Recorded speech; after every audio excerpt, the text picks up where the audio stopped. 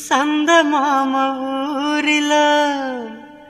ఎన్నెలమ్మ వాడలో అచ్చ తెలుగు ముచ్చ పూల పున్నమేనులే రెల్లు కప్పునేసిన ఇంద్రధనసు గూటిలో రేయి పగలు ఒక్కటేలే రెప్ప పడదులే ఈ మబ్బులే